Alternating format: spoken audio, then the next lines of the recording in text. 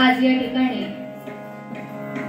ही कीर्तन सेवा घडतीये या महोत्सवाचं औचित्य साधून आणि एकापेक्षा एक अशी सगळीच मोठी माणसं या ठिकाणी आलेली आहेत, या संप्रदायातली आहेत आणि हा कीर्तनाचा महोत्सव, त्यातला आनंद आणि भक्ती हे दोन्ही साधण्यासाठी आपण सर्वजण या ठिकाणी आलेला आहात।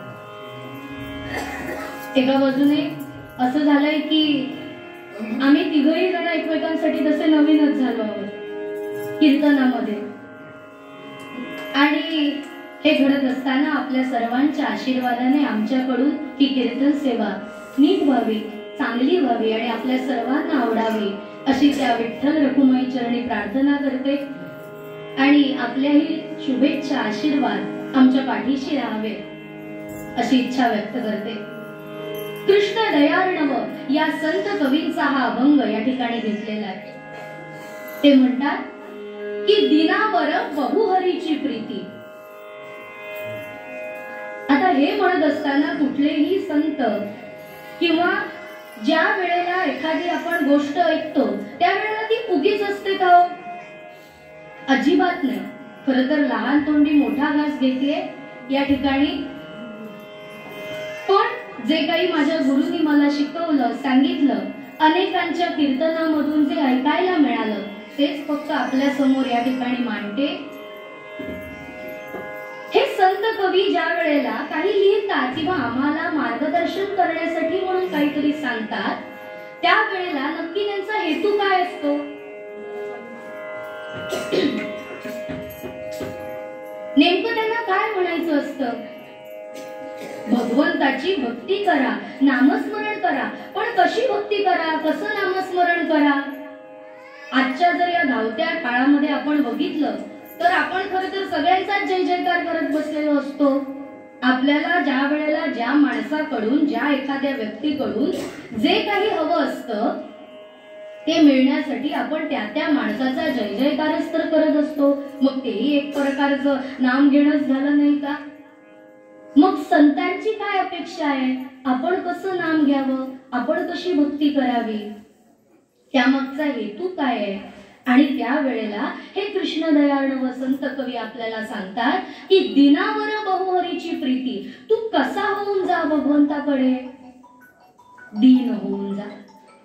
आता दीन म्हणजे काय किंवा नेमकं कोणाला दीन म्हणावं असा प्रश्न सगळ्यांच्याच समोर खरं तर पडतो। दीन या शब्दाचा जर अर्थ सांगायचा झाला तर दीन होणं म्हणजे नेमकं कसं होऊन जाणं? ज्या वेळेला आपल्याला एखाद्याकडनं अशी गरज असते, आपल्याला काहीतरी हवं असतं आणि ती गरज जर भागवायची असेल, आपली गरज पूर्ण करायची असेल, तर आपण सांगत नाही कोणालाही मला अमुक अमुक दे रे, मला गरज आहे, असं नाही सांगत. समजा एखाद्याला काही आर्थिक अडचण असेल, समस्या असेल आणि जर उसने पैसे सुद्धा कुणाकडे मागायचे असतील, अहो ज्या वेळेला असे कोणी पैसे देताना खरंच मोठं म्हणायचं आहे.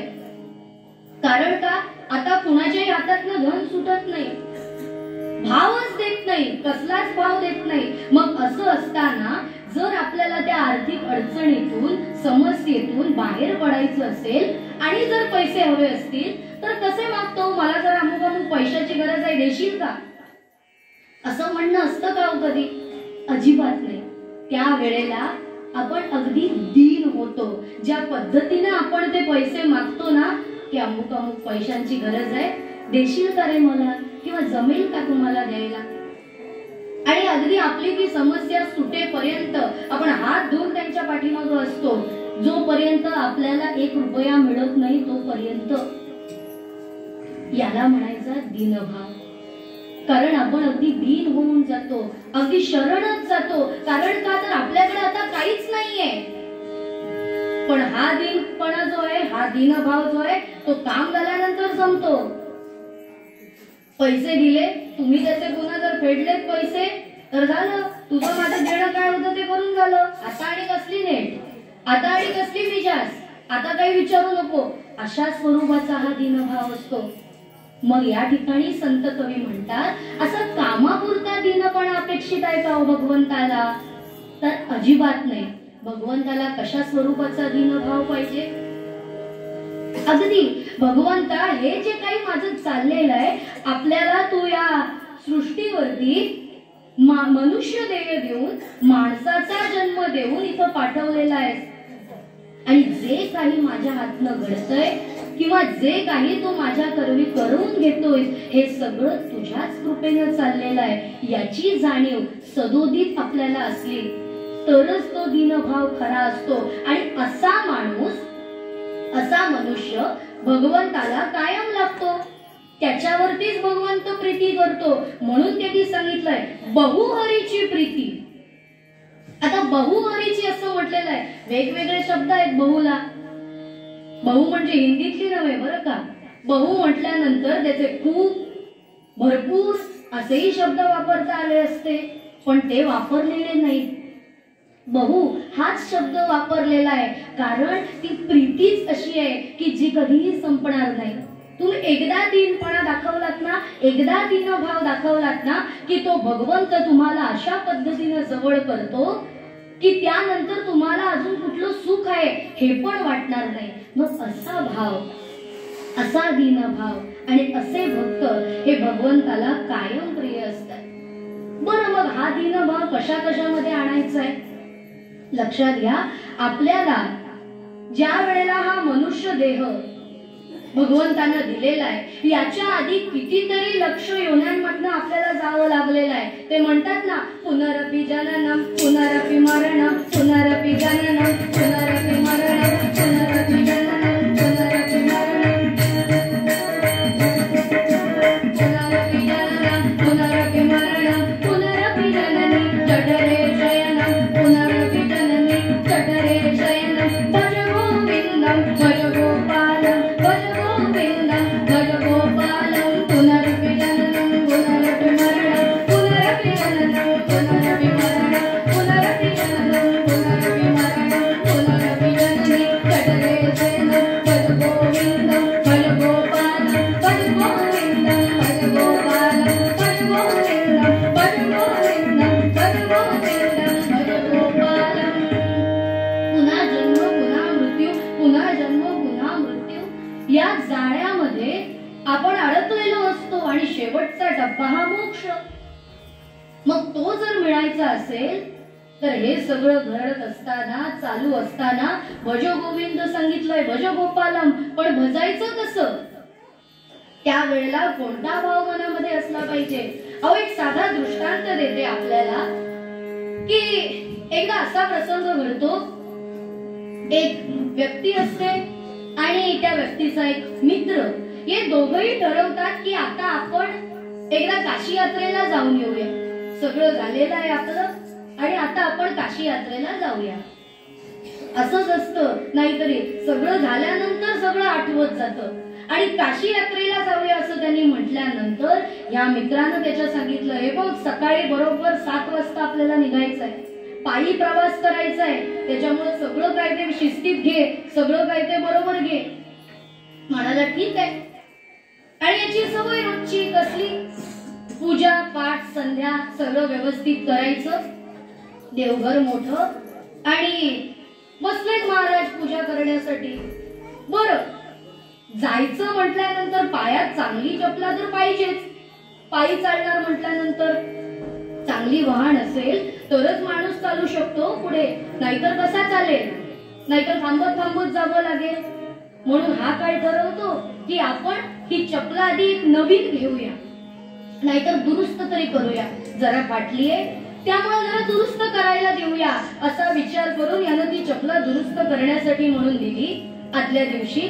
आणि दुसऱ्या दिवशी सकाळी उठले, स्नान संध्या सगळं झालंय, बसले पूजा करायला. आणि बरं सागर संगीत असते बरं का पूजा, अशी साधी नाही देवाला 4 फुलं घातली आणि उठून निघाले अशी पूजा नाही. बरं 21व्या 22व्या शतकातली पूजा तर अजिबातच नाही. मग हे पूजा करायला बसले, अगदी सागर संगीत नैवेद्य वगैरे सगळ्या थाटामाटात आणि पूजा चालले. एवढ्यात तो मित्र आला, अरे झालं का तुझं, आवर आता लवकर. कारण यांना माहिती हो यांची पूजा किती काळ चालते ती, किती वेळ चालते ती. म्हटल्यावर हे बसले पूजा करायला. त्यांची जी सुनबाई आहे ती बाहेर कपडे वाळत टाकत होती आणि तिनं सांगितलं मामांची पूजेला बसले, होईलच एवढ्यात त्यांची पूजा. तेवढ्याला अगं त्याला माहित नाही का आम्हाला तर निघायचंय, किती उशीर करणार आहे तो, एवढा उशीर झाला तर आम्हाला उशीर होईल तिथं जायला. आणि हे सांगितल्याबरोबर हे सगळं चाललेलं आहे यांचं जे हा संवाद, ते तिथं बसलेत आणि ऐकतायत यांचे मामांजी. आणि संवाद ऐकतायत, संवाद ऐकता ऐकता हे सांगतायत नुसतं एवढंच चाललंय. म्हणजे काय कळे ना, तिकडनं बाहेर तो ऐकतोय, अरे काय झालं बोल, तुला आता काही बोलता येत नाही का. अरे बाबा मग आपण नामस्मरण कसं करणार, आपण बोलणार कधी, जाणार कधी, भगवंताचं नाव घेणार कधी. तर हे सांगतायत नाही नाही अहो म्हणजे काय.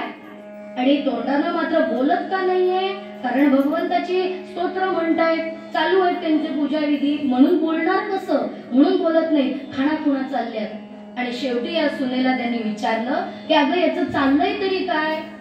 नाही म्हणाले, मगासपासून हे असंच चाललेलं आहे, तुम्ही यायच्या अगोदरपासून या खाणाखुणा चालल्यात. अहो पण कसल्या खाणाखुणा, काही नाही, पूजा करतोय ना तो. अहो पूजा बिजा कसली, त्यांच्या मनामध्ये भगवंत नसून माझी चपला कधी वेळेवर येणार आहे की नाही याचाच विचार चाललेला आहे. मग ती पूजा झाली का, ही पूजा असेल का, असं आहे होय. मग म्हणाला तीर्थयात्रा काशी यात्रा करून काय उपयोग, आधी याचीच काशी करूया.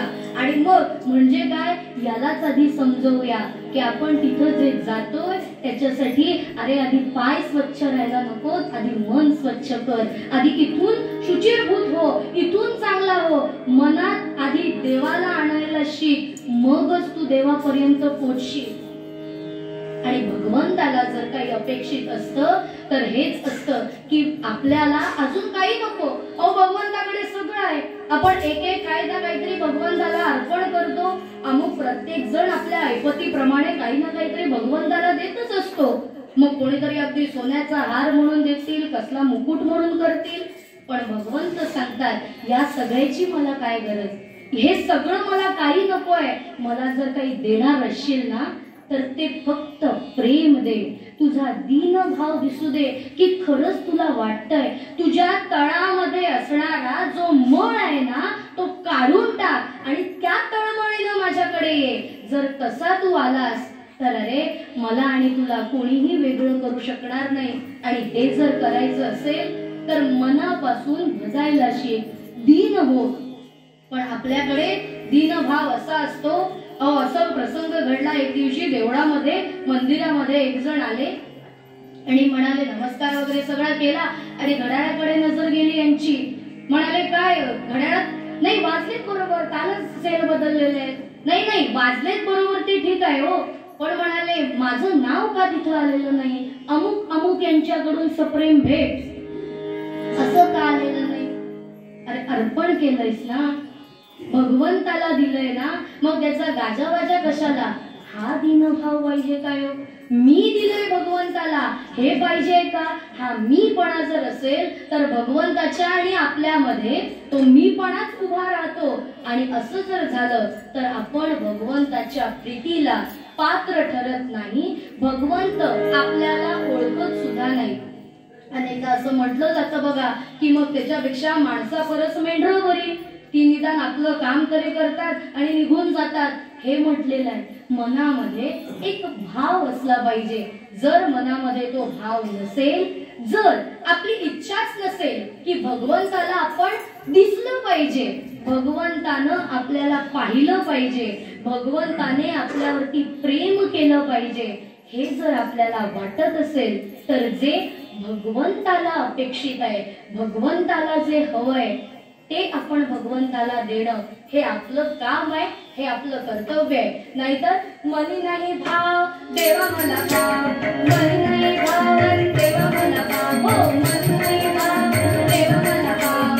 अशान देव पावायचा नाही र पावायचा नाही, अशान देव पावायचा नाही र पावायचा नाही, अशान देव पावायचा नाही र पावायचा नाही.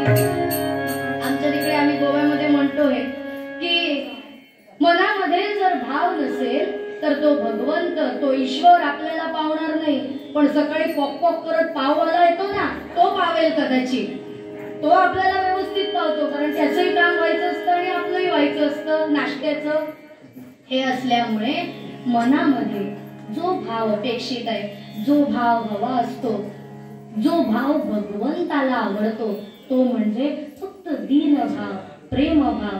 त्याच भावाने आपण भगवंताला आपलंस करू शकतो आणि त्यानंतरच भगवंत आपल्यावरती बहुवरीची प्रीती असं जे म्हटलेलं आहे ना, अशी प्रीती, असं प्रेम भगवंत आपल्या जवळ आपल्याला देतो किंवा आपल्यावरती करतो. दुसरी महत्वाची गोष्ट अशी, अहो ज्या वेळेला भगवंताला ते दिलं पाहिजे त्या वेळेला ते दिलं पाहिजे. म्हणजे काय, हे काय म्हणता बाबा तुम्ही. आता मला सांगा, ज्या वेळेला आपलं शरीर नीट चालत असतं, धडधाकट असतं, ज्या वेळेला आपण भगवंताचं नामस्मरण करू शकत असतो, त्या वेळेला जर आपण आपल्या मुलांना किंवा आपण स्वतः सुद्धा नामस्मरण केलं नाही, भगवंताचं नाव घेतलं नाही, तर काय होणार हो. काय उपयोग आहे भगवंताने दिलेल्या या देहाचा. काहीच उपयोग नाही. मग कधी करायची असते सवय. आधी बघा, अगदी आमच्यापर्यंत सुद्धा सवय होती परवाच्या म्हणायची. संध्याकाळी 7 वाजले की शुभम करोती बसणं सुरू म्हणायचं, सगळं पुन्हा सुरू करायचं. राशी किती, महिने किती, मराठी सगळं पाहिजे माहिती. पण आताच्या मुलांना जर ते विचारलं तर सांगता येणार नाही. अहो इतकंच कशाला. शिकवत असल्यामुळे एक एक असे प्रसंग आणि असे अनुभव येतात. अनेकदा विचारतात सुद्धा, राम आणि कृष्ण कोण बाबा माहितीये का तुम्हाला. म्हणाले हो माहितीये. बरं सांगा बघू. नाही म्हणाले तुमचे बाबा. चांगलं आहे म्हटलं, धन्य आहे, माझे बाबाही धन्य झाले, आम्ही धन्य झालो. कारण का, वडिलांचं नाव रामकृष्ण यांनी आधी ऐकलेलं आहे. तुम्हाला कोण शिकवायला येणार आहे. साईली रामकृष्ण गर्दे, हे रामकृष्ण त्यांना समजले. पण आपले राम आणि कृष्ण कोण आहेत हे समजत नाही. श्रोते हो, याचा गांभीर्यानं विचार होणं गरजेचं आहे. आपल्याला अनेकदा वाटतं की नाही ठीक आहे, लहान आहेत, नंतर शिकतील. पण आपल्या मुलांना हे समजत नाही, हे कळत नाही. याचं कारण त्यावेळेला आपण दुर्लक्ष करतो. त्यावेळेला आपल्याला माहिती नसतं की पुढे जाऊन असे परिणाम भोगावे लागणार आहेत किंवा अशी मुलं आपली दिसतील. पण ते आधीच जर त्यांना बाळकडू मिळालं तर त्याचे परिणाम, त्याचं फले आपल्याला पुढच्या कालखंडामध्ये येताना दिसणार किंवा मिळालेलं दिसणार. आणि म्हणून ते महत्वाचं आहे. पण अनेकदा आपलं काय होतं की आपण त्यावेळेला कामाची घाई असते, आई वडिलांना कामं असतात, नोकरीला जाणारी असतात, अनेक वेगवेगळ्या गोष्टी असतात आणि त्यामुळे या मुलांकडेही दुर्लक्ष होतं, नवे स्वतःकडेही दुर्लक्ष होतं. आणि ज्या वेळेला खरा राम आपल्याला कळला पाहिजे त्यावेळेला खरा राम आपल्याला कळत नाही. ज्या वेळेला राम म्हणण्याची पाळी येते ना त्यावेळेला राम आठवतो, त्यावेळेला लक्षात येतं की अरे आपण काय दिवस घालवले, दिन गेले भजनाविना, हे आपल्याला नंतर आठवतं. का मग काय करायचं? अशा वेळेला तुम्ही जर बघितलं तर अनेकदा असा प्रसंग घडतो की कीर्तनामध्ये, तरी इथं छोटी छोटी मुलं आहेत काही, कीर्तनामध्ये कीर्तन म्हटल्यानंतर कशाला जायला पाहिजे, काय आहे त्या कीर्तनामध्ये असं विचारलं जातं, असं सांगितलं जातं. आणि अनेकदा माझे बाबाच सांगायचे, म्हणजे त्यांनाच हा अनुभव आलेला होता एकदा, की अनेकदा असं घडतं घरामध्ये जाणत्यांची कोणाची यांना नको असते, जाणते कोणी नको असतात, कशाला 7 ते 10 सिरियल बघायचा वेळ असतो. मग अशा वेळेला त्यांना जर बघायचं नसेल, वस्तुस्थिती आहे, सत्य बोलतोय, कारण कीर्तन हे फक्त समाज प्रबोधनाचंही माध्यम आहे, फक्त भक्तीचंच नाही तर त्यातनं समाज प्रबोधनही होतं. आणि म्हणून जी वस्तुस्थिती आहे, जे घडतं हे सांगावं लागतं. आणि असा प्रसंग घडला की नाही आमचे सिरियल आहेत ना, तुम्ही चला, कशाला, कुठं वाटेत गर्देबुवांचं कीर्तन आहे, कुठेतरी जाऊन बसा. आणि ते बिचारे आजोबा आलेले होते, या आधी कधीही कीर्तनाला म्हणून ते गेले नाही, पण त्या दिवशी मात्र कीर्तनाला आले. आणि कीर्तनाला आल्यानंतर समोर बसले आणि भजन म्हणायला सुरुवात केली, हरे राम राम राम हरे हरे, हरे कृष्ण कृष्ण कृष्ण हरे हरे, हरे राम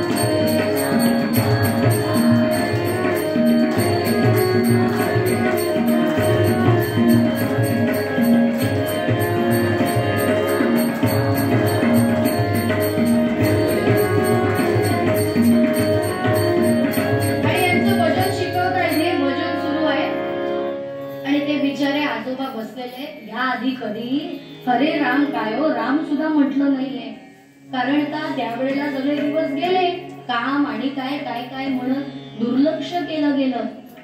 आणि ज्या वेळेला या गोष्टीकडे दुर्लक्ष होतं ना, भगवंत हे असं आहे, ज्या वेळेला भगवंत असतात आणि तुम्ही त्यांच्याकडे दुर्लक्ष करता, त्यावेळेला नंतर जेव्हा तुम्हाला गरज असते त्यावेळेला तेही दुर्लक्ष करू शकतात बरं का. काही काळ आईसारखंच असतं ते, आई अगदीच पाठीशी घालत नाही, नेहमी आधी शिकवते हे करणं चूक आहे आणि मग ती सावरून घेते. भगवंतही असाच आहे, म्हणून भगवंताला माऊली म्हटलं गेलं. आणि आई उमेदीच्या काळामध्ये भजन कधी म्हटलं नाही, रामनामाचा जप कधी केला नाही, त्याच्यामुळे दुसरं काय, सवय नाही, जिभेला वळण नाही, माहितीच नाही राम कसं म्हणायचं. आणि या प्रसंगामुळे त्यांच्या मुखामध्ये काही अवघे मोजता येतील नाही येतील एवढेच दात शिल्लक उरलेले. आणि भजन म्हणायला सांगितल्यानंतर यांनी भजन म्हणायला सुरुवात केली, हले लाम लाम लाम हले हले, हले कुठनं कुठनं हले. एक गोष्ट लक्षात घेण्यासारखी, ज्या वेळेला आपल्या जिभेला, आपल्या वाणीला एखाद्या गोष्टीचं वळण असतं, एखाद्या गोष्टीची सवय असते, त्यावेळेला ती सवय, ते वळण हे शेवटपर्यंत उरतं. असं नाही की ते कधीतरी मध्ये थांबतं, पण याला वळणच नाही. त्याच्यामुळे असा प्रसंग घडतो की काय झालं, हले लाम लाम लाम हले हले. ज्या वेळेला जवळ ये रामा असं म्हणायची पाळी आली, त्यावेळेला लांब लांब असं सांगितलंय, म्हणजे आयुष्यभर तू लांब ठेवलास रामाला आणि आताही तुझ्याकडनं तुला जमत नाहीये, तुझ्याच्यानं होत नाहीये, म्हणूनही त्याही काळामध्ये तू भगवंताला लांब ठेवतोयस. असं केल्यानंतर भगवंत कसा जवळ राहील. आणि आपण अनेकदा उदाहरण देतो, अनेक संत होऊन गेले, अनेक अशी पुराणामध्ये कथा आहेत, अनेक अशा वेगवेगळ्या गोष्टी सांगितल्या जातात. ध्रुव प्रल्हाद यांची उदाहरणं देतो, आख्यानाचाही विषय तोच आहे बरं का. आणि या सगळ्या गोष्टीमध्ये हे सगळं आपण सांगत जातो, पण त्यांच्याकडं काय होतं म्हणून त्यांनी भगवंतांना एवढं जवळचं केलं? कसं जवळचं करू शकले? तर याचं एकच कारण ते म्हणजे त्यांच्याकडे असणारा दीनभाव, त्यांच्याकडे असणारा प्रेमभाव, की जो भगवंताला हवाचा आहे. भगवंत त्याचाच भुकेला आहे, देव भावाचा भुकेला असं म्हटलं जातं, उगाच नाही.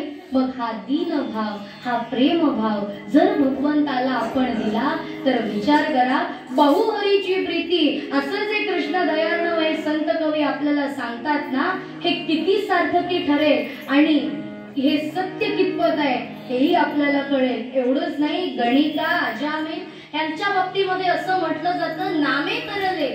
अहो, मी सुरुवातीलाच तुम्हाला म्हटलं, नुसतं नाम घेतलं, जय जयकार केला म्हणून झालंय का?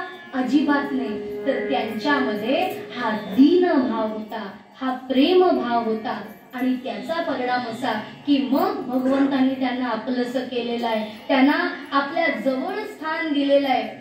श्रोते हो, ह्या पूर्व रंगामध्ये हा भाग सांगून उत्तर रंगामध्ये जी आपण कथा बघणार आहोत, जे आख्यान बघणार आहोत, त्यामध्ये सुद्धा आपल्याला समजेल की ज्या वेळेला एखादी गोष्ट मनुष्य ठरवतो, मग तो लहान असो वा मोठा असो, ज्या वेळेला तो ती गोष्ट ठरवतो त्या वेळेला तो ती करून दाखवतो.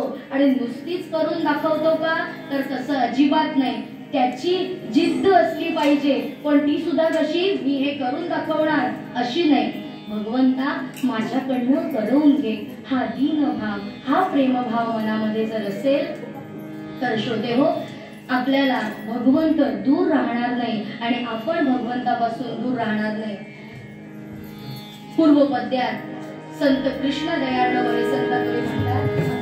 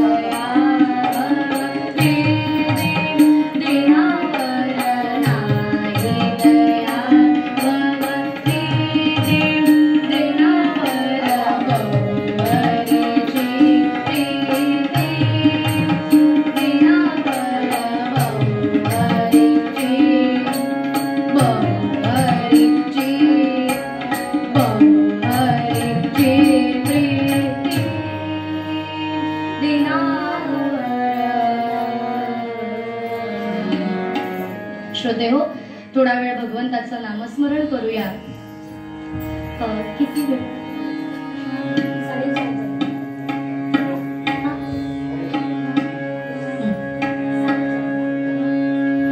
थोडा वेळ नामस्मरण करूया आणि त्यानंतर आख्यानाकडे वळूया. विठ्ठल विठ्ठल जय हरी विठ्ठल, विठ्ठल विठ्ठल जय हरी विठ्ठल, विठ्ठल विठ्ठल जय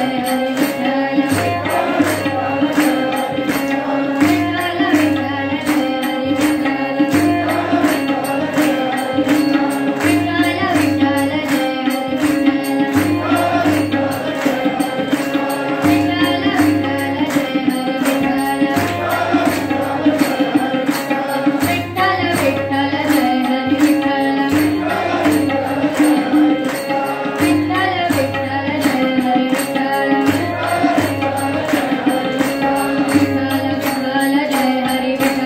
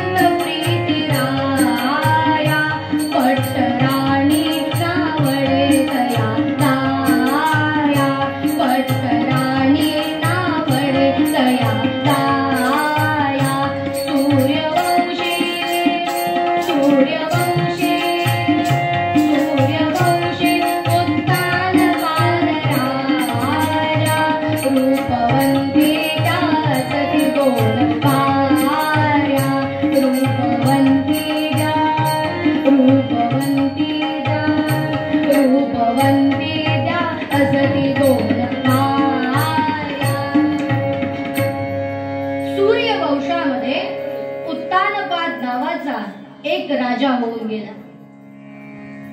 या राजाला 2 राण्या होत्या. आता 2 असल्यामुळं एक आवडती आणि एक नावडती, हे आपोआपच झालं. हे काही आता वेगळं सांगायला नको, सगळीकडे आपल्याला तेच दिसतंय. आधी माझ्या नवऱ्याची बायको, मग आई कुठं काय करते.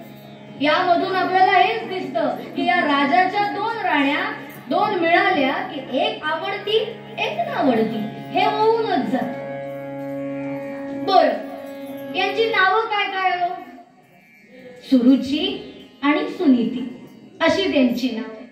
आता यातली लाडकी कोण, आवडती कोण? सुरुची. ती राजाची आवडती राणी होती. कशाला?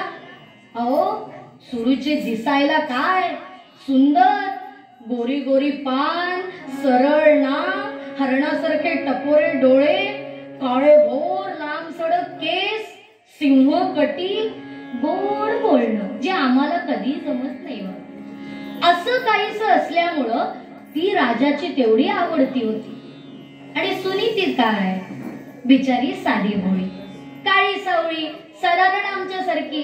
ती काही राजाला तेवढी आवडत नव्हती. आता या दोघींनाही एक एक पुत्र. बर, पौरजन जे होते ते सगळेजण सुनीतीचंच कौतुक करायचे. सुरुचीला कोणीही तेवढं मानत नव्हतं. राजा जर सोडला तर सुरुचीला कोणीही मान देत नव्हतं. राणी म्हणून जेवढा काही असतो तेवढाच.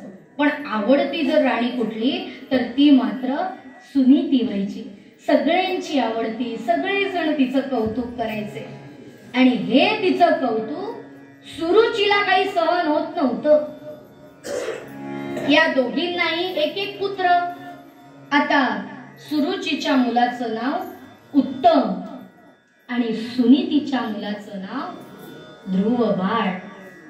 हे दोघही जण एकत्र खेळायचे, एकत्र वाढत होते, चाललेलं त्यांचं. पण या सुरुचीला मात्र हे काही सहन होत नव्हतं. तिनं ठरवलं, अहो तिच्या मनात विचार, सुरुची आहे ती, रुचीनच वागणार, स्वतःला येईल तसंच वागणार तिला. आणि हिनं असं ठरवलं, आता हा ध्रुव बाळ हळूहळू मोठा होईल. जसं सगळेजण सुनीतीचं कौतुक करतात, ती जशी सगळ्यांना आवडते, तसंच हा ध्रुव बाळही आवडायला लागेल आणि माझा उत्तम माग उरेल. तेव्हा काही झालं तरी या दोघांनाही या राजवाड्याच्या बाहेर काढायचं असं तिनं ठरवलं. आणि नुसतं ठरवून काय होतंय? अहो, आम्ही बायकांनी नुसतं ठरवून काही होत नाही, कृती केल्याशिवाय काहीच होत नाही. बरं, कसली कृती? जाऊन बसली कोक भवनामध्ये. त्यांना वेगळे वेगळी भवन हो. आम्हाला राग आला तर किचन मध्ये भांडी पडली की वास, म्हणजे समजतं बिचाऱ्यांना या राग आलेला आहे. आणि जाऊन बसली कोक भवनामध्ये. काही झालं तरी या सुनीतीला मात्र त्या ध्रुव बाळा सकट घराच्या बाहेर काढायचं असं तिनं ठरवलं. आणि राजांना बातमी कळली. म्हणाले, एक वेगळाच अवतार आता बघायला मिळणार आहे. एरवी काय साध्या सुद्धा मागण्या असायच्या, आता कसली आहे बघूया. म्हणून गेले. त्या कोक भवनामध्ये बसलेली होती आपल्या महालात. तिथं गेले आणि विचारलं, काय झालं राणी सरकार? अहो, एवढा कसला विचार करताय? काय पाहिजे आपल्याला? नाही म्हटलं, मी पाहिजे म्हणेल किंवा मला जे हवं ते देणार का? म्हणाले, अहो, याआधी कधी तुमचं असं म्हणणं डावललं आहे का मी?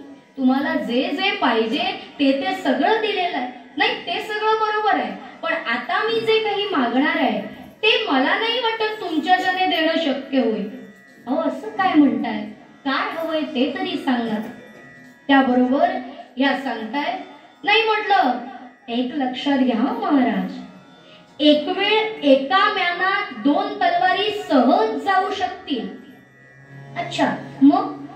नाही म्हटलं, नीट ऐका, एक वेळ एका म्यानात 2 तलवारी सहज जाऊ शकतील, पण मी आणि सुनीती इथं एकत्र नांदू शकणार नाही. बोला, काय करताय? एकतर तिला तरी तुमच्या जवळ ठेवून घ्या, नाहीतर मला तरी. आत्ताच्या आत्ता निर्णय पाहिजे.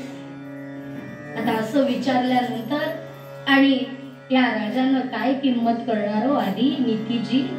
बाह्य सौंदर्यावर प्रेम करणाऱ्या या उत्तानपाद राजानं सांगितलं, ठीक आहे म्हणाले, जाऊन देतो तुमचा निरोप. नाही नाही, हे मी म्हणते म्हणून सांगायचं नाही बरं का, हे तुमचे शब्द आहेत. तुम्हाला नकोय, तुम्ही काय ती सोय करा. ठीक आहे म्हणा. आणि त्यानंतर हे गेले कुणाच्या महालात? सुनीतीच्या महालात. आणि सुनीती आपल्या या छोट्या बाळाला, ध्रुव बाळाला शुभं करोती म्हणायला शिकवत होती. शुभं करोती कल्याणं आरोग्यं धनसंपदा. शुभं करोती कल्याणं आरोग्यं धनसंपदा. शत्रुबुद्धि विनाशाय शत्रुबुद्धि विनाशाय दीपज्योती नमोस्तुते.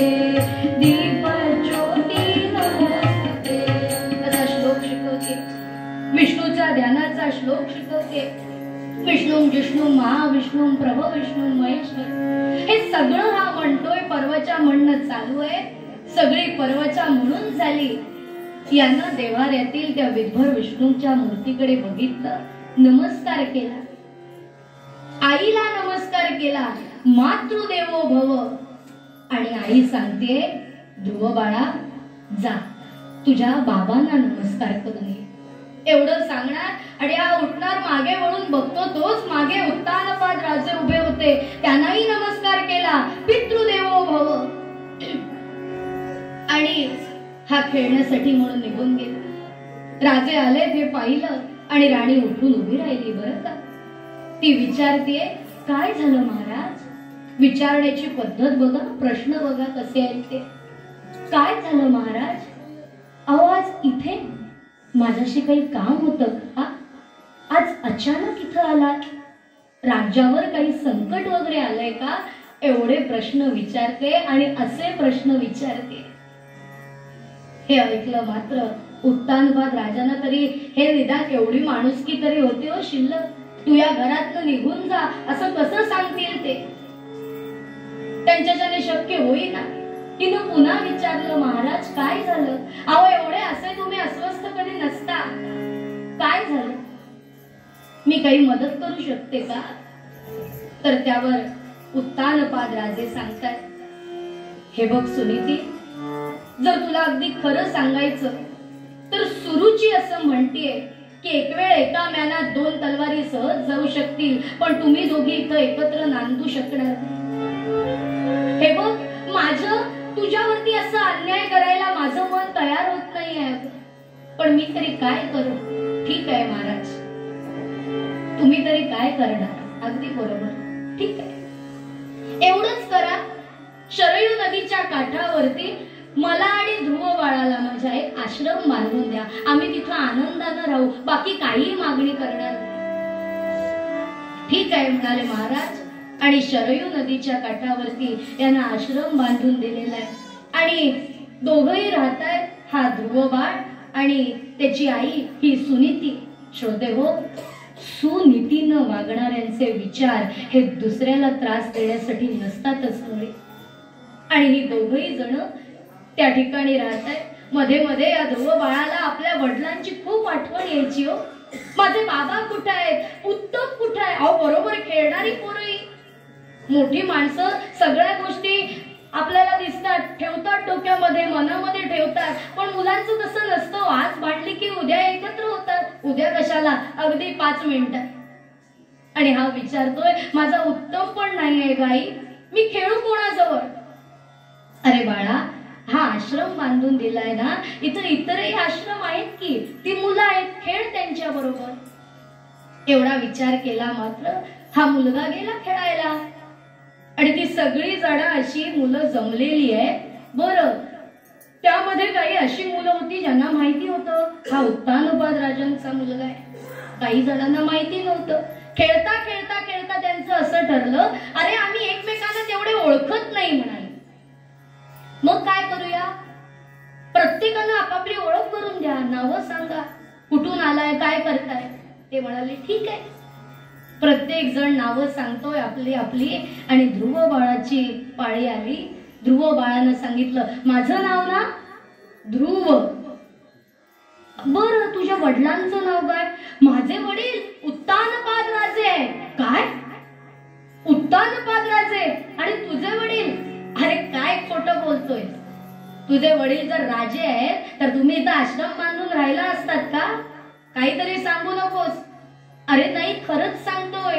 माझा एक भाऊ पण आहे उत्तम, एक आई पण आहे माझी सुरुची. काहीतरी सांगू नकोस, उगाच खोटं काहीतरी आम्ही ऐकतोय म्हणून आम्हाला सांगशील काय? नाही रे, खरंच सांगतोय. उत्तानपाद राजे हे माझे बाबा आहेत, माझे वडील आहेत. असं? मग कधी गेला नाहीस बरं वडिलांकडे? आलायस तेव्हापासून तर इथंच आहेस, इथंच बसलायस. हे ऐकलं मात्र धावत धावत आईकडे आला. आई, तुला एक प्रश्न विचारतो, विचार की रे बाळा. मला खरं खरं सांगशील? अरे हो आई, ते उत्तानपाद राजे माझे बाबा आहेत ना ग? अरे हो. असं का विचारतोस? नाही मग आपण का ग इथं राहतोय आश्रमात, असं एवढ्या दूर त्यांच्यापासनं, आणि ते तिकडं राहत आहेत? तर त्यावरती ही आई काय उत्तर देते बघा. या सुनीती आईनं सांगितलं, अरे बाळा, माझी ना तब्येत मध्ये मध्ये बरी नसते, आणि म्हणून ही नदी काठची जी हवा आहे ना ती चांगली रे माझ्या शरीराला. मला चांगलं वाटतं इथं, म्हणून त्यांनी मुद्दाम हा आश्रम आपल्यासाठी इथं बांधून दिलाय. आणि हे बघ, आता तू पर्वच्या म्हणायला बस. खूप झाला खेळ, आणि हा पर्वच्या म्हणतोय, पण मनामध्ये विचार चक्र सुरू आहे. दुसऱ्या दिवशी असा प्रसंग घडला, खेळायला गेला होता, तिकडूनच आईला वगैरे न सांगता सरळ हा उत्तानपाद राजांकडे जायला निघाला. राजवाड्याकडे आला. सेवकांनी त्याला अडवलं नाही, कारण सेवकांना माहिती होतं हा राजपुत्र आहे. अहो, याला अडवायचं म्हणजे आमची नोकरी जायची.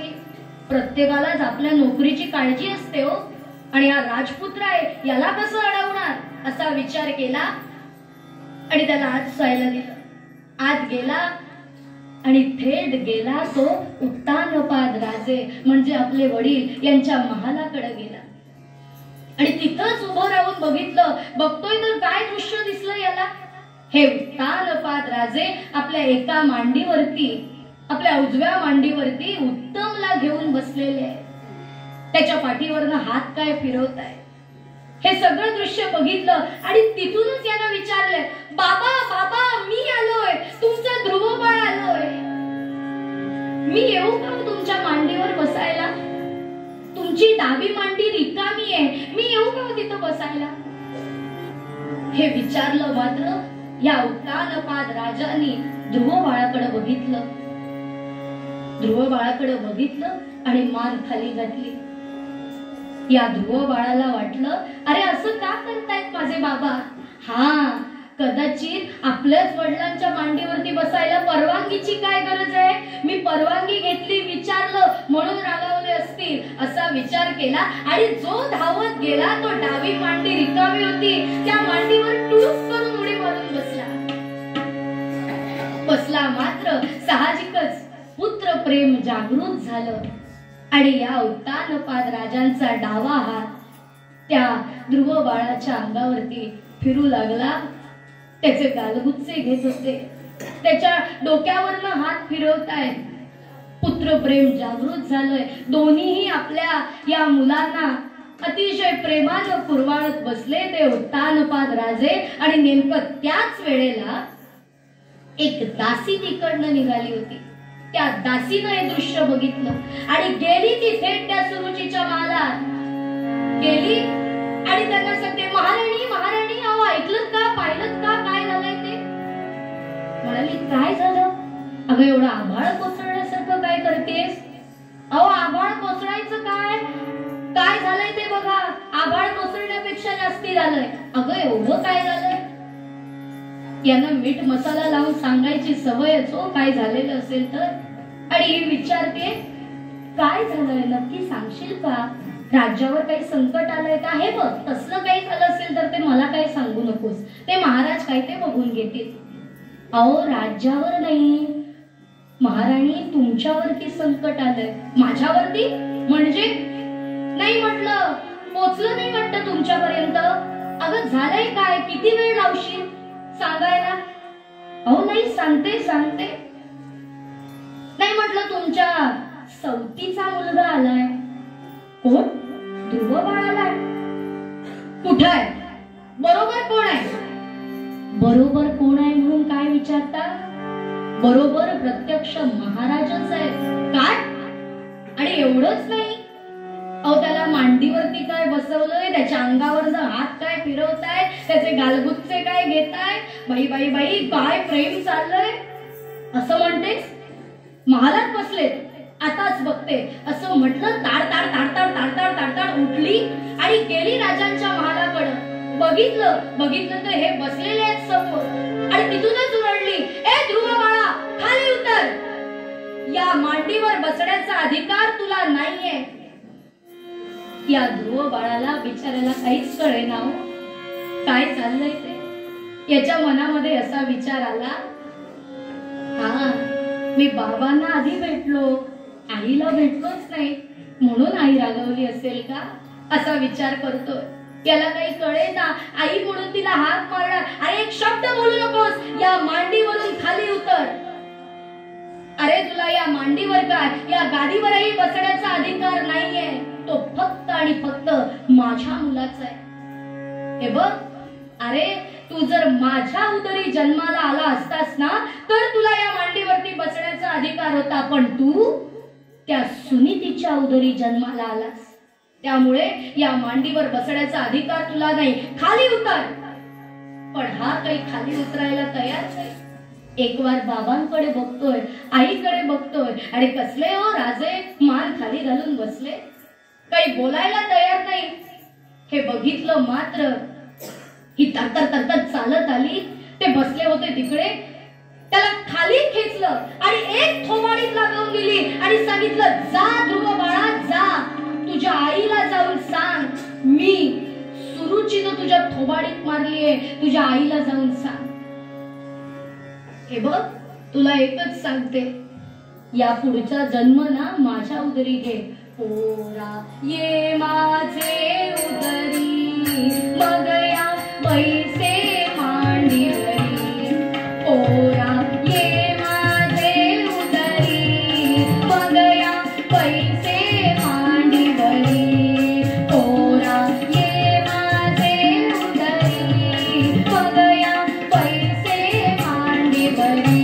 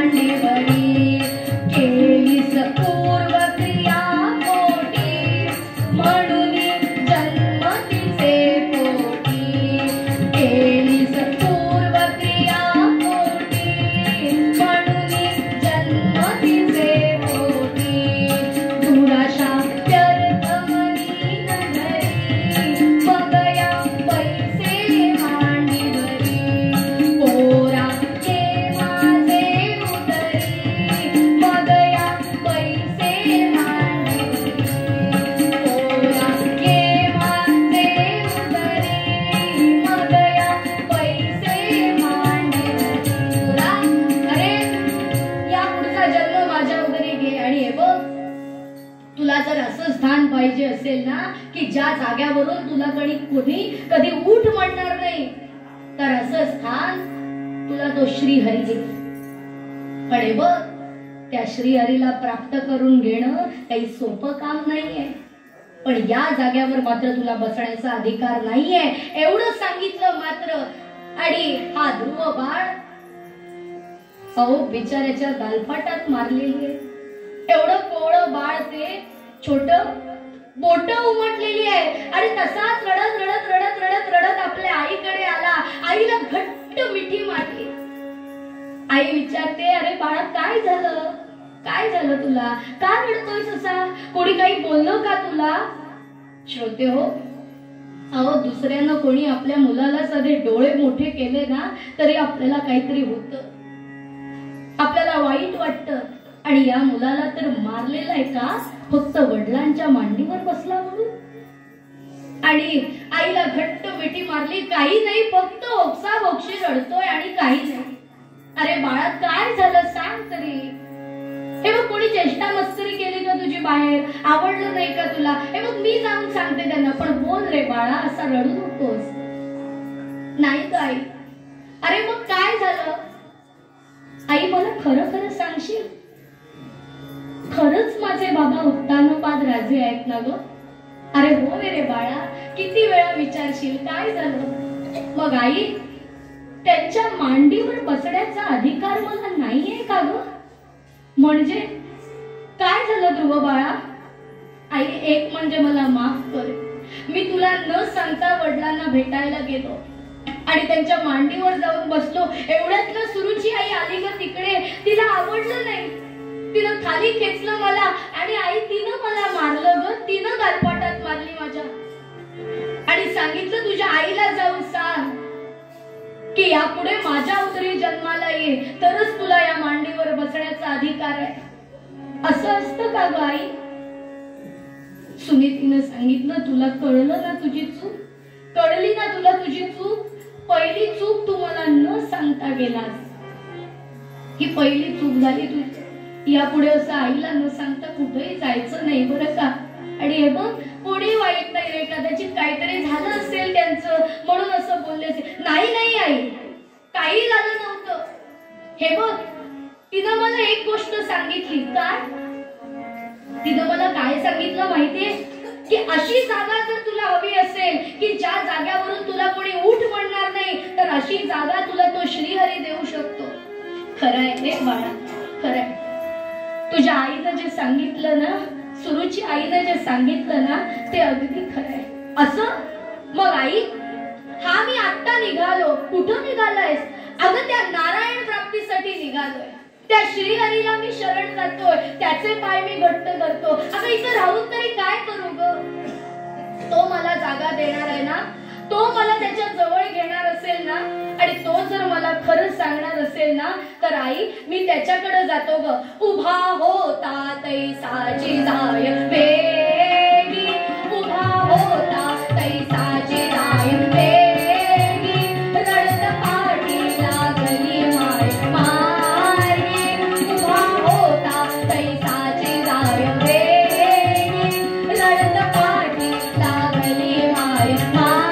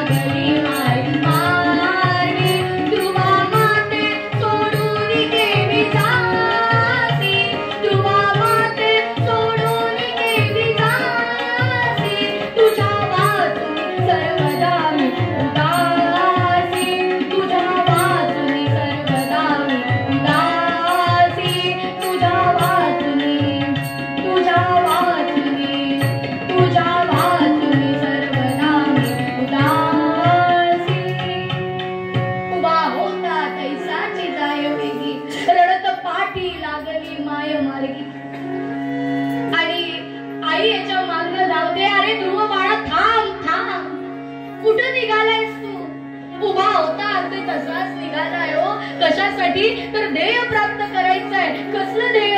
नारायण प्राप्तीचं. आणि निघालाय. आई मागणं सांगते, ध्रुव बाळा अरे थांब, असा जाऊ नकोस रे.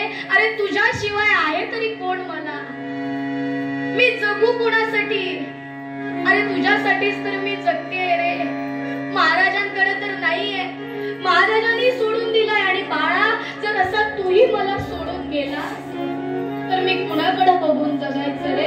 असं करू नकोस ध्रुव बाळा, तुला माहित नाही. अरे नारायण प्राप्तीचं ध्येय असं काही साधं सुधं नाहीये रे, असं नाहीये. तुला जर वाटत असेल ना असाच नारायण मिळेल तर तसं नाहीये. बघ थांब, मोठ्यातनं प्रवास करावा लागतो, युस्त्र श्वापदांची भीती असते. अरे या सगळ्या गोष्टींचा विचार केलायस का रे तू? ध्रुव बाळा थांब रे थांब. पण ध्रुव बाळ मात्र थांबायला तयार नाही. वेगानं पुढे निघालाय. ध्रुव बाळ आपलं ऐकत नाही हे पाहिलं मात्र. आणि शेवटी या सुनीतीनं सांगितलं, ध्रुव बाळा आहेस तिथेच थांब, तुला शपथ आहे माझी रे, आता तरी थांब. आणि हा ध्रुव बाळ आईनं शपथ घातली हे ऐकलं मात्र जिथं होता तिथंच थांबला. आई आली आणि ध्रुव बाळाला घट्ट धरलं. बाळा असं नको रे जाऊस मला सोडून, असं नको जाऊस. मी कुणाकडे बघून जगू रे? आणि हे बघ तुला वाटेत काही झालं तर काय करणार? आई पर्वच्या म्हणताना तूच शिकवतेस ना ग. त्वमेव माता च पिता त्वमेव, त्वमेव बंधुश्च सखा त्वमेव. आपला सगळं काही जे आहे, माता पिता सगळी नाती जी आहे ती त्या नारायणापाशी येऊन थांबतात ना ग. मग का ग एवढी घाबरतेस? ते खोटं सांगतेस का ग तू? तुला एवढी माझी काळजी वाटते ना? हे बघ एवढी काळजी करू नकोस. तो नारायण आहे ना, तोच माझी काळजी करेल, तोच मला बघेल. अरे पण असं नाहीये बाळा. हे बघ तू आता रागात आहेस, तुला राग आलाय म्हणून तू निघालायस. असं जाऊ नकोस रे, असं जाऊ नकोस. नाही राग केला अगं, पण त्या आईनं एक सांगितलंय ना की अशी जागा तो नारायण देऊ शकतो, श्रीहरी देऊ शकतो म्हणून. मग मी आता त्यालाच भेटायला जाणार आहे, त्याचेच पाय धरायला जाणार आहे. हे बघ आई, आता मला अडवू नकोस, फक्त तुझे आशीर्वाद तेवढे दे. एवढं सांगितलं. आईला नमस्कार केला आणि सुनीती सांगते, ठीक आहे बाळा जा. तुझा जर हा हट्ट असेल आणि दुसरी महत्वाची गोष्ट तू चांगलं काहीतरी करण्यासाठी जातोयस, मग मी तरी तुला कोण अडवणार आहे? तुझ्या आणि माझ्या भाग्यात जर हेच लिहिलेलं असेल तर मी तरी काय अडवणार? पण बाळा एक गोष्ट सांगते तेवढी मात्र इकडे, शेवटी आईचं मन आहे होते. ही सांगते बाळा, वाटेत गेल्यानंतर जाताना तुला भूक लागली, भीती वाटली, तर हे बघ आता माघारी कसं फिरायचं असा विचार करून तिथंच राहू नकोस बरं का. आईची आठवण आली, मागे यावंसं वाटलं तर ये.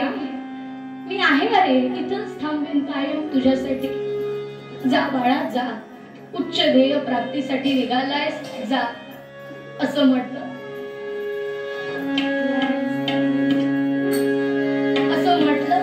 आणि हा गेला. ही आई सांगते, गेला माझा राजीव लोचन गेला, गेला माझा राजीव लोचन गेला.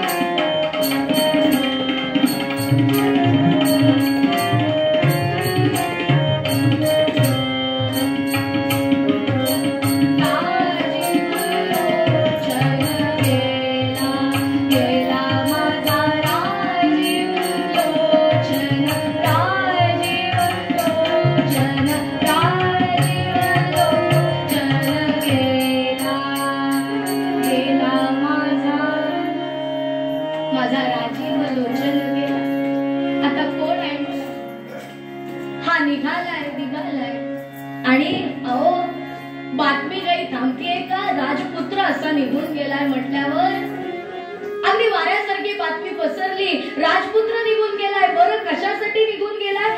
सुरुची आईनं गालपाटात मारली. तो राग सहन झाला नाही. वडिलांनी काही केलं नाही, राजांनी काही केलं नाही. आणि हा ध्रुव बाळ निघून गेला. ही बातमी कळली मात्र राजापर्यंत पोचली. मात्र राजा आता प्रतिष्ठेसाठी बरं का, इब्रतीसाठी निघालाय. कशासाठी? अडवायला ध्रुव बाळाला निघालाय. आणि हा गेला. मात्र ध्रुव बाळ कुठं दिसेनासा होतोय हो. एवढा चालत चालत चपळ आहे मुलगा. ध्येय प्राप्तीचं त्यानं साधन एक ठरवलेलं आहे आणि हा निघालाय. हे बघितलं मात्र हा रथामध्ये बसलाय, शिपायांना बरोबर घेतलंय आणि ध्रुव बाळ कुठे दिसतोय ते बघा. सोडू नका. दिसला तर मला सांगा, त्याला थांबवा आणि सांगा म्हणा बाबा आले, मी आलोय त्याला थांबवायला, त्याला परत घरी न्यायला. हे उत्तानपाद राजे सांगतायत बरं का आता. आणि हा बसलाय. ध्रुव गेला रायासी दूत सांगे, ध्रुव गेला रायासी दूत सांगे, लोक लाजे नावला दया मागे, लोक लाजे नावला दया मागे, नको जाऊ देईन एक गावा, नको जाऊ देईन एक गावा. ध्रुव बोले देईल देवराव, ध्रुव बोले देईल देवराव. आज गेलाय आणि सांगतोय की राजा कुठं दिसला तर थांबवा. आणि दूरवर कुठेतरी हा ध्रुवबाळ पाठवरा असलेला दिसला. राजा गेला, परत त्याच्या समोर आडवा घातला आणि ध्रुवबाळाला थांबवलं. ध्रुवबाळाला सांगतोय, ध्रुव बाळा मी आलोय तुला न्यायला. बघा बाबा मी आलोय. आणि आता उत्तानपाद राजे सांगताय ध्रुवा मी आलोय. आणि आता सांगताय आणि थांब रे. कशाला? कुठं निघालायस? अहो तुमच्या समोरच घडलं की सगळं. आईनं सांगितलं असं स्थान ज्या जागेवरून कोणी कधी उठ म्हणणार नाही, असं स्थान तो श्रीहरी देतोय ना, मी त्याला प्राप्त करण्यासाठी निघालो. अरे असं जाऊ नको. हे बघ ते सोपं नाही माहितीये ना मला, म्हणूनच तर निघालो. सोपं नाही माहितीये म्हणून निघालो. हे बघ जाऊ नकोस. तुला काय पाहिजे तेवढं सांग रे, मी तुला एक गाव देतो. तो म्हणाला एक गाव? ओ बाबा साधी मांडीवर बसण्याची इच्छा होती हो माझी. मला गावं नको, तुमचं राज्य नको, काही नको होतं. फक्त त्यावेळेला तुम्ही हवे होता. पण आता तुम्ही सांगताय एक गाव देतो, मला काही नको. तो देवराव आहे ना, माझा देव आहे ना भगवंत, तो देईल मला. एक गाव तिथले पीर मागे. बरं एक गाव नको ठीक आहे, आता 5 देतो रे तुला. पण थांब. अहो कसली 5 गावं सांगताय? काही नको आहे मला. 5 गावे तिथली पीर मागे, 5 गावे तिथली पीर मागे. ध्रुव बोले देईल रमारंगे, ध्रुव बोले देईल रमारंगे. ध्रुव गेला रायासी दूत सांगे, ध्रुव गेला रायासी दूत सांगे, ध्रुव गेला रायासी दूत सांगे, ध्रुव गेला, ध्रुव गेला, ध्रुव गेला रायासी दूत सांगे. एक गाव 5 गाव. अहो तुमची काही गावं बिवं नको आहे तो मला. असं म्हणू नकोस रे. अरे तुझी आई आहे. नाही आईकडे बोलणं झालंय माझं. एवढीच जर तुम्हाला आईची काळजी होती ना, तर तुम्ही असं टाकून दिलं नसतं आम्हाला. अहो मी आता एक ध्येय प्राप्त करण्यासाठी म्हणून जातोय. बघा फक्त आशीर्वाद द्या. मी आता काही मागे वगैरे फिरणार नाहीये. एवढं सांगितलं. वडिलांनाही नमस्कार केला आणि निघाला पुन्हा आपल्या या दिशेने, ज्या ठिकाणी त्याला जायचं होतं. ध्येय प्राप्तीचं साधन त्याला आता मिळणार होतं. ध्येय प्राप्ती माहिती होती पण साधन माहिती नव्हतं. निघालाय निघालाय चालत चालत निघालाय. अहो छोटासा बाळ तो केवढं चालेल चालून चालून. वाटेत नुसतं श्वापदांची भीती, पण या कशाची तमा बाळगली नाही. फक्त चालतोय. आणि जाताना असा प्रसंग घडला. जाता जाता काही पोटामध्ये नाही, खाल्लेलं नाही, काही पाणी नाही, काही नाही. एवढा वेळ किती वेळ प्रवास करेल. आणि ऊनही होतं डोक्यावरती आलेलं. एक दगड होता, त्या दगडाला वाटेत ठेचकळला आणि पडला. बरं पडला तो पडला, बेशुद्ध अवस्थेतच पडला. श्रोतेहो, भगवंत संकट देतो बरं का आपल्या समोर, पण ती अशा वेळेला देतो ज्या वेळेला आपल्यालाही कळेल की तिकडनं बाहेर कसं पडायचं, किंवा इतर गोष्टी आपल्याला तशा सहकार्य करणाऱ्या असं वातावरणच निर्माण करून ठेवत असतो. का हा जो पडला ना, ती वाट ऋषींच्या पत्न्यांची ये जा करण्याची होती. अशा ठिकाणीच पडला की जिथे अवतीभोवती माणसं असते. आणि त्यांनी बघितलं, अरे कोण बरं हा बाळ एवढासा. त्यांनी त्याला उचललं, पाणी प्यायला दिलं, शुद्धी देतोय का बघितलं. आणि त्याला विचारताय, कंदमुळं खायला दिली. काहीही बोलत नाहीये हा मुलगा, काहीही सांगत नाहीये. आणि ते विचारताय, अरे कोण तू, नाव काय तुझं, कुठून आलायस, आणि काय म्हणून तू इथं असा फिरतोयस. बरं आई वडिलांना चुकलायस का तू, नाव तरी सांग तुझं. पण हा ध्रुव बाळ काही केल्या काही बोलत नाहीये, अजिबात एक शब्द नाही. खाल्लंय, पाणी प्यायलाय आणि बसलाय, पण एक शब्द नाही मुखातनं.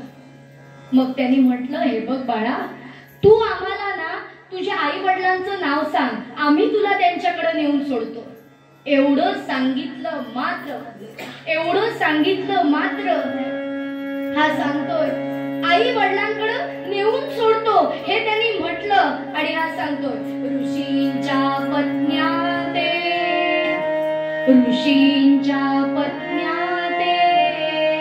ध्रुव मधुर शब्दे वदतसे.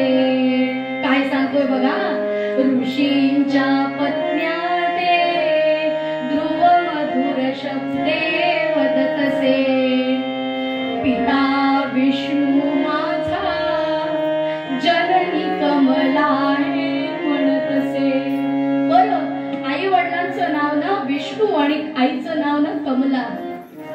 बरं, मग चुकोनी मी त्यांते विपिनी फिरता कष्ट तसे. करा त्यांची भेटी जरी तरी तुम्हा ते विधी कसे. माझ्या आई वडिलांचं नाव ना विष्णू, कमला असे माझे आई वडील आहेत. आणि बरोबर आहे तुमचं, त्यानं चुकून मी अरण्यामध्ये असं फिरतोय. तुम्ही म्हणालात ना त्यांच्याकडे नेऊन सोडतो, माझ्या आई वडिलांचं नाव कळल्यानंतर आता सोडा, मला नेऊन सोडा नाव त्यांच्याकडं. आणि या सांगतायत त्याला, अरे बाळा, तू ज्यांचं नाव सांगितलंयस ना त्यांचं दर्शन व्हावं म्हणून कितीतरी वर्ष आमचे यजमान याच ठिकाणी या घनदाट अरण्यामध्ये बसून तपश्चर्या करतायत रे. त्यांना त्यांच्या पायाचं नख सुद्धा दिसलेलं नाही, आणि आम्ही कुठं रे तुला नेऊन सोडणार. पण बाळा, हे बघ, तुझं ना ध्येय चांगलं आहे, तुझा विचार चांगला आहे, तुझं मन चांगलं आहे. त्यामुळं आम्ही तुला एकच सांगू, आमचे आशीर्वाद आहेत तुला. तू असाच पुढे चालत जा, आणि तुला नक्कीच असे कोणीतरी भेटतील की जे तुला त्यांच्यापर्यंत जाण्याचा मार्ग सांगतील. एवढं तुला आम्ही सांगतो. त्याला थोडी कंदमुळं खायला दिली आणि निघालाय हा ध्रुव बाळ पुन्हा आपल्या मार्गावरती चाललाय. आणि जाता जाता असा प्रसंग घडतो की त्याला शब्द कानावरती ऐकू येतात, नारायण नारायण हे ऐकू येतात मात्र. आणि याला वाटलं, अरे कोणीतरी ओळखीचे आलेत की काय, कोणीतरी ओळखीचे. आनंद झाला. अहो, परगावामध्ये जर आपण गेलो आणि आपल्याला जर अशी गाडी दिसली आपल्या ठिकाणची, तर आपल्याला किती आनंद होतो. आम्ही गोव्यात ज्या वेळेला गोव्यातून महाराष्ट्रात जातो, गाडी दिसली जीए, कुठली पण असू दे हो, काणकोण पासून पेडण्यापर्यंत कुठलीही असू दे, जीए दिसली ना म्हणजे म्हणायचं अरे खयचो तू, बरोबर आहे, हे येतच हो साहजिकपणे. मग या ध्रुव बाळाला या अरण्यामध्ये ज्यांच्या विषयी आई नेहमी सांगायची, त्यांच्याविषयी त्यांचे शब्द कानावरती पडलेत. मात्र नारायण नारायण असं म्हणणारे कोणीतरी आहे हे ऐकलं मात्र जो आनंद झाला त्याला. आणि समोर उभे ठाकले नारद महर्षी, समोर उभे ठाकले आणि हे त्याला म्हणताय, अरे ध्रुव बाळा, तू इथं कुठं, या अरण्यात कुठं चाललाय, कुठे चाललं असं काय विचारता? अहो तुम्हाला सगळं माहिती असतं, त्रैलोक्यात संचार करणारे तुम्ही, तुम्हाला माहित नाही, माहितीये तुम्हाला, तुम्ही मला मार्गच दाखवण्यासाठी आलाय ना. त्यावरती नारद महर्षी सांगतात, अरे बघ ध्रुव बाळा, तू जे वागतोयस ना ते चुकीचं आहे. अरे त्या आईनं तुझ्या गालफाटात मारली, तो राग तुला सहन झाला नाही म्हणून तू नारायण प्राप्तीसाठी निघालायस ना. हे बघ जर असं असेल तर आत्ताच मागे फिर. अरे कसा भेटेल तुला नारायण? आणि हे बघ हे असं नारायण वगैरे काही नसतं रे, तू जा पुन्हा. एवढं सांगताय. या ध्रुव बाळानं फक्त त्यांच्याकडे बघितलं, न्याहाळलं त्याला आणि विचारतोय, अहो त्रैलोक्यात संचार करणारे, जगाला संदेश देणारे, उपदेश करणारे, मार्गदर्शन करणारे तेच नारद महर्षी तुम्ही ना, की त्यांच्या वेशात कोणीतरी डोंगी आलाय? हे विचारलं मात्र शिष्याची खरी परीक्षा पटली आणि यांना कळलं की नाही, हा खरंच आपला शिष्य आहे आणि याला खरंच नारायण प्राप्ती पाहिजे, त्याला हवी आहे. नाहीतर गेला असता परत, मी सोडून येतो म्हणाल तरी गेला असता परत. पण त्यानं तसं केलं नाही, त्यानं विचारलं आणि आता याला खरं सांगायला हरकत नाही. आणि त्यावरती नारद महर्षी त्याला म्हणतात, अरे बाळा, हे बघ त्रैलोक्यात संचार करणारे जे कोणी नारद महर्षी म्हणून तू ऐकलंयस ना, ते नारद महर्षी म्हणजे मीच आहे, अजून कोणी नाही. आणि बाळा, तू ज्या ध्येय प्राप्तीसाठी म्हणून निघालायस ना, त्या ध्येय प्राप्तीसाठी काय करावं लागतं, कसं करावं लागतं, कसं राहावं लागतं, या सगळ्या गोष्टी सांगण्यासाठीच तर मी आलेलो आहे.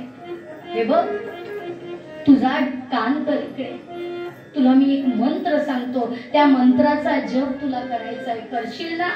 आणि हे बघ काही नियम असतात, ते सगळे नियम तुला व्यवस्थितपणे पाळावे लागतील, तसंच वागावं लागेल, उगाच नाही तर काही होत नाही. करशील एवढं? खडतर तपश्चर्या करावी लागते. अहो तुम्ही सांगा तर मंत्र.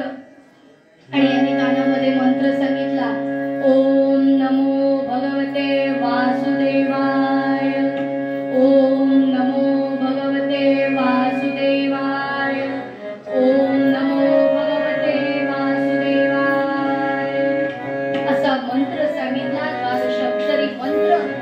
या मंत्राचा जप कुठे करायचा, कसा करायचा, या सगळ्या गोष्टी त्याला सांगितलेल्या आहेत. आणि बरं हे बघ की ह्या गोष्टी साध्या सुद्धा नाहीये. त्याच्यासाठी जर तुला योगी व्हायचं असेल तर योगी होण्यासाठी तेवढं तप करावं लागतं, तेवढी जाण असावी लागते, तेवढे नियम पाळावे लागतात. साधी सोधी गोष्ट नाहीये जर योगी व्हायचं असेल तर. हे सांगितलं आणि ते सांगताय कसले कसले नियम. नियम पाळावे तरी म्हणशील योगी भावे, नियम पाळावे तरी म्हणशील योगी भावे, नियम पाळावे तरी म्हणशील योगी भावे.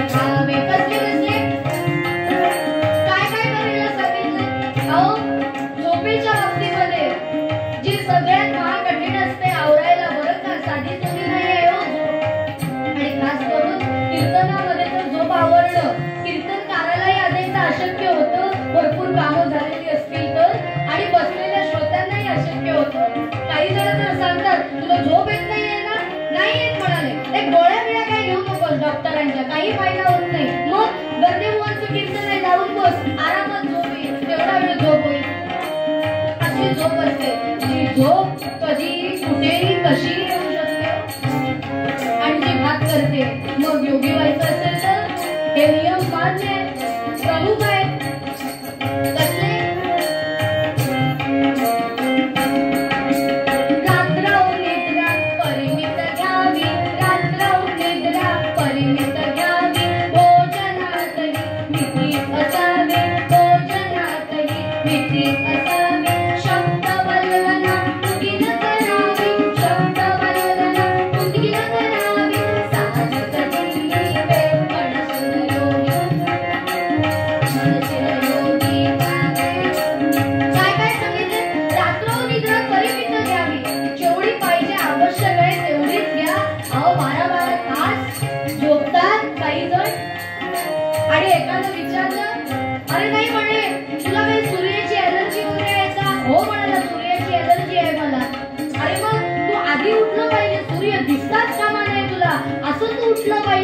याचा सांगण्याचा अर्थ काय होता?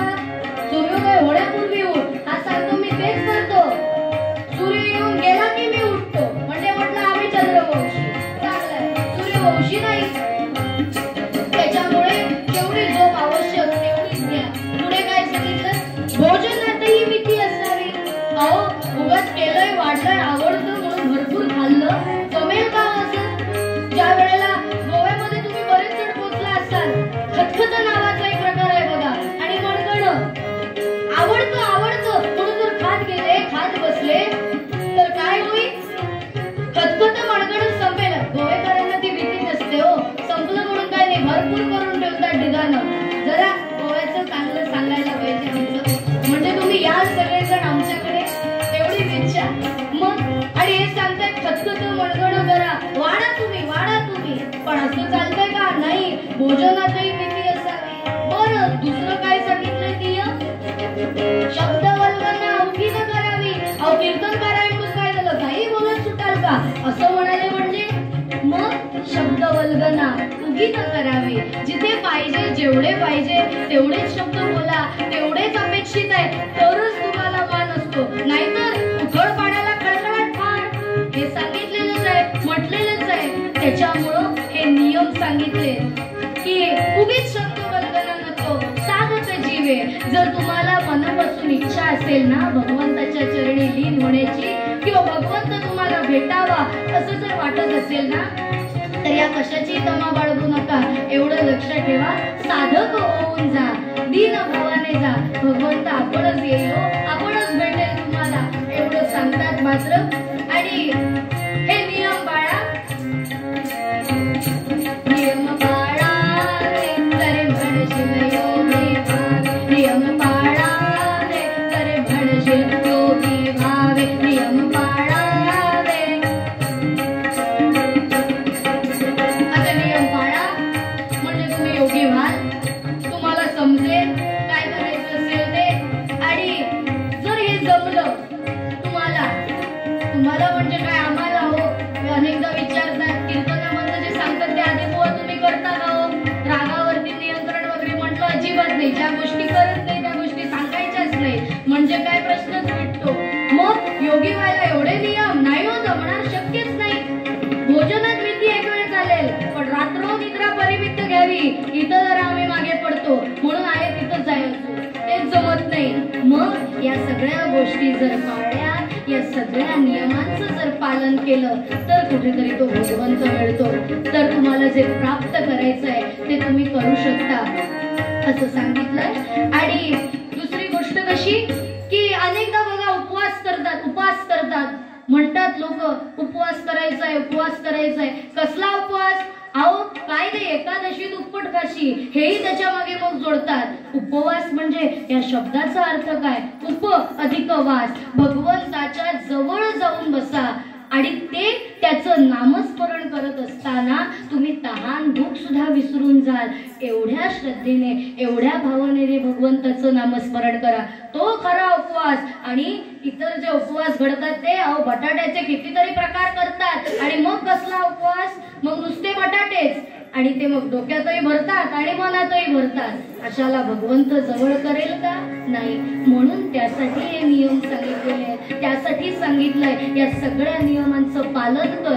आणि हे सगळं ध्रुव बाळाला सांगितल्यानंतर ध्रुव बाळानं या गोष्टी लक्षात ठेवल्या आणि यांनी सांगितलं नारद महर्षींनी असाच पुढे जा. पुढे गेल्यानंतर तुला एक मधुवन लागेल. त्या मधुवनामध्ये एक मोठी सुंदर शिळा आहे.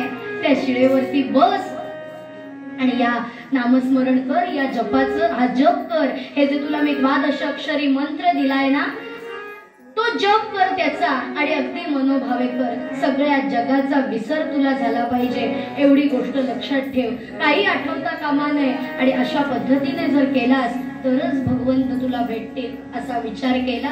हा चालत चालत पुढे गेला आणि गेल्यानंतर त्याला ते मधुवन लागलं. जसं नारद महर्षींनी सांगितलं होतं त्याप्रमाणे एक सुंदर शिळा त्याला दिसली आणि त्या शिळेवरती हा ध्रुव बाळ बसलाय आणि भगवंताचं नामस्मरण करतोय. ओम नमो भगवते वासुदेवाय, ओम नमो भगवते वासुदेवाय हे नामस्मरण करतोय. चालू आहे त्याचं नामस्मरण.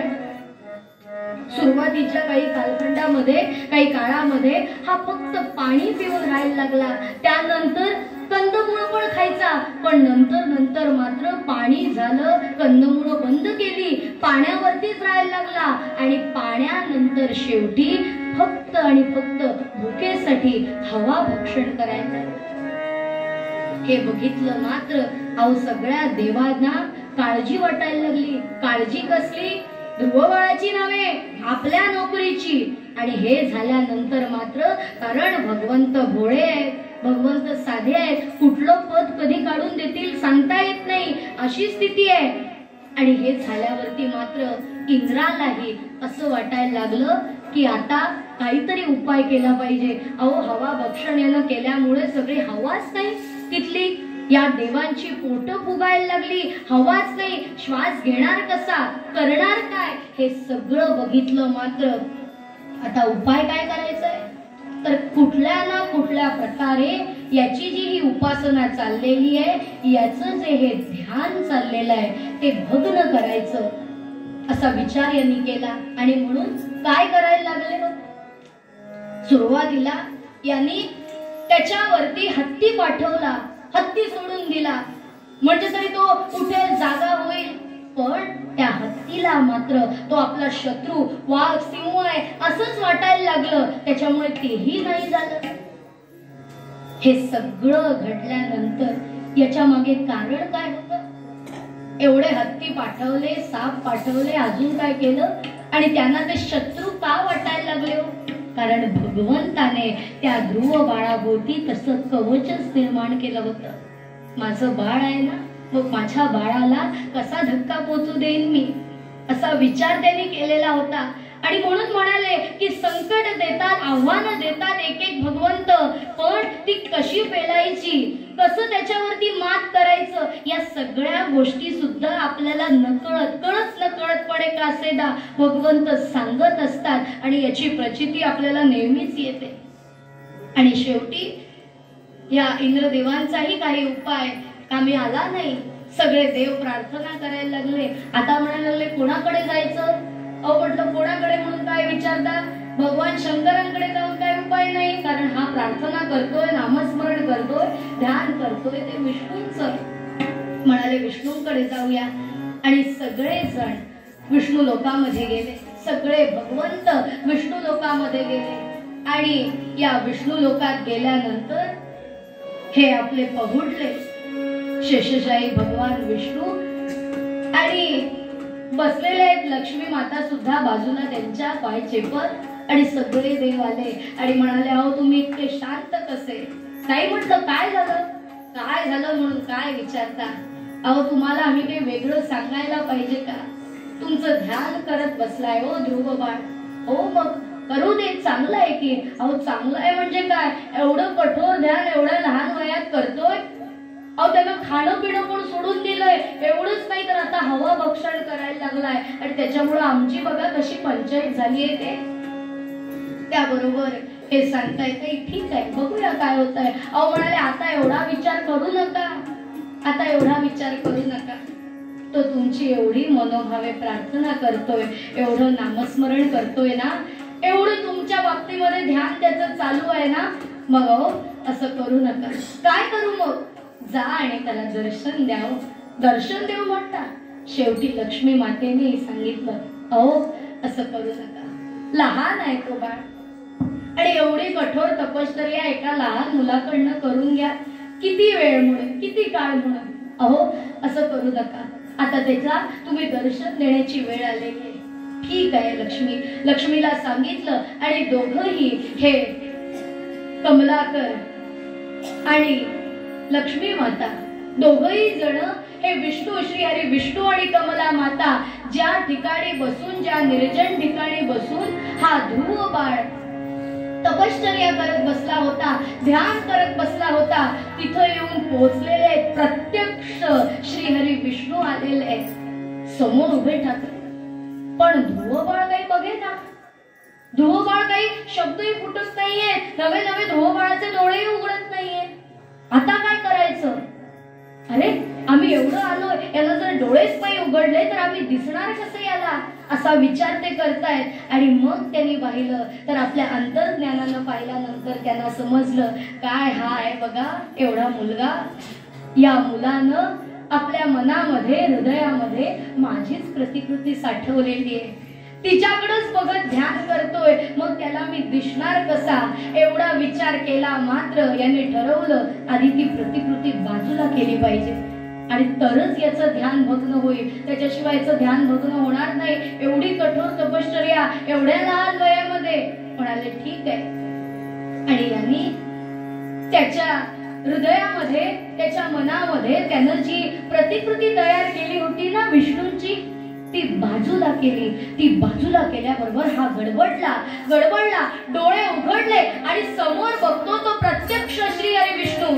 श्रवणी मनोहर मकर कुंडले, श्रवणी मनोहर मकर कुंडले, फुल्ल गल्ल कर्णांतरीर्गदु, फुल्ल गल्ल कर्णांतरीर्गदु, प्रसन्न लोचन इंदु वदनतील, प्रसन्न लोचन इंदु वदनतील, पुष्पनासिका कुंदर धनमन, पुष्पनासिका कुंदर धनमन, अदर बिंबगत, अदर बिंबगत, अदर बिंबगत, अदर बिंबगत, हास्य मंद मंद, आनंदाचा कंद, आनंदाचा कंद उभा पुढे भक्त सखा गोविंद, भक्त सखा गोविंद, भक्त सखा गोविंद. श्रवणी मनोहर मकर कुंडले, फुल्ल गल्ल कर्णांतरीर्गदु, प्रसन्न लोचन इंदु वदनतील, पुष्पनासिका कुंदर धनहनु, अधर बिंबगत, अधर बिंबगत, अधर बिंबगत, हास्य मंद मंद, आनंदाचा कंद, आनंदाचा कंद उभा पुढे भक्त सखा गोविंद, भक्त सखा गोविंद, भक्त सखा गोविंद, भक्त सखा गोविंद, भक्त सखा गोविंद, भक्त सखा गोविंद, भक्त सखा गोविंद. श्रोत्यो, असं सुंदर मनोहरी असं रूप त्या भगवंताचं, विष्णूंचं त्याच्या समोर उभं राहिलं. अहो शब्द फुटेना. विचार करा, प्रत्यक्ष भगवंत येऊन समोर उभे टाकले तर काय शब्द फुटतील, कसं सुचेल काय बोलायचं ते.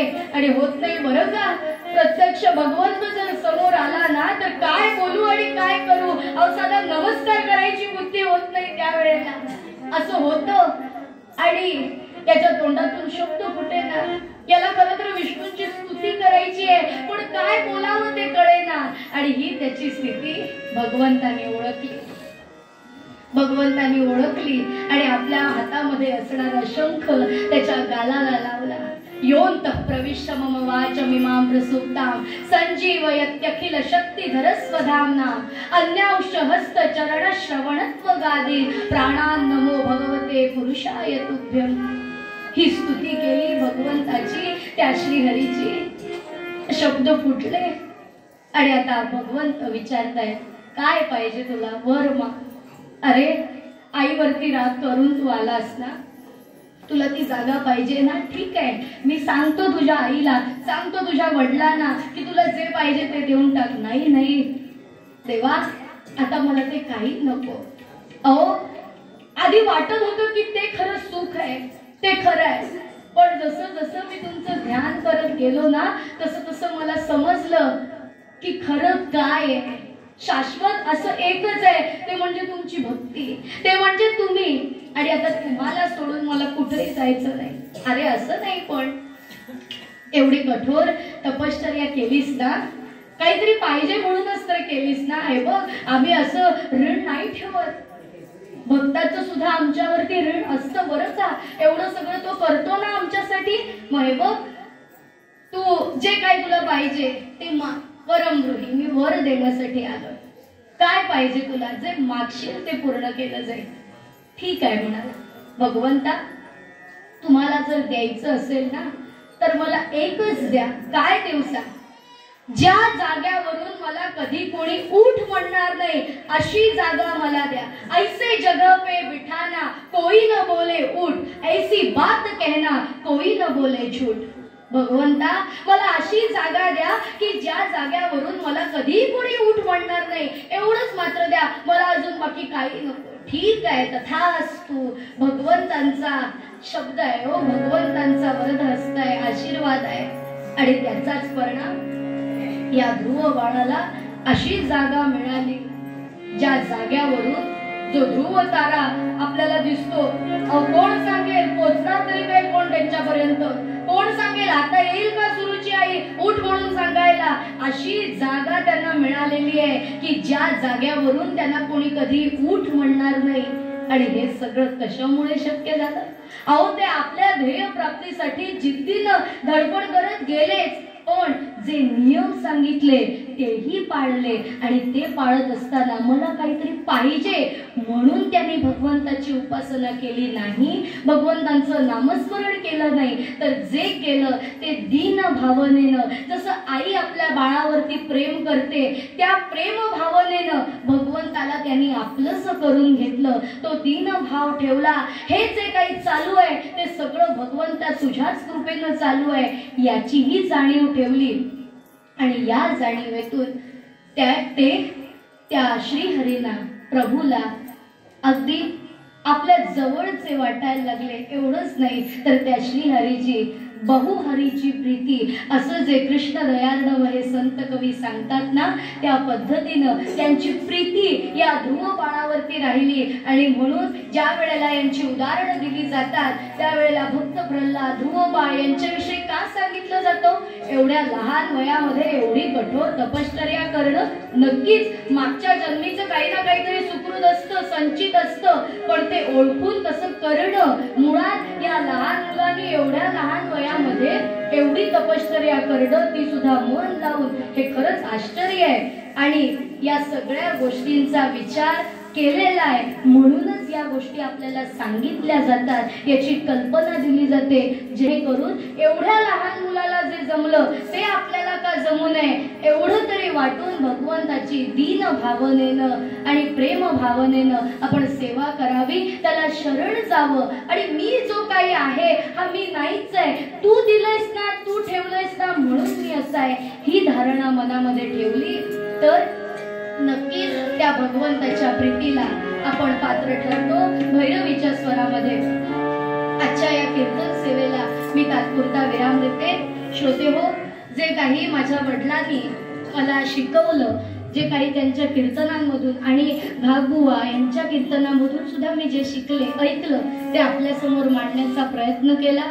आणि जसं मी आपल्याला सुरुवातीलाही सांगितलं की हे दोघंही जण माझ्यासाठी साथीला या वेळेला नवीन होते आणि त्यांच्या परीनं त्यांनी मला जी मदत केली, साथ दिली, खरंच आपल्या सर्वांचे आशीर्वाद, आपल्या सर्वांच्या शुभेच्छा सदोदित आमच्या पाठीशी अशाच राहाव्यात अशी आशा व्यक्त करते.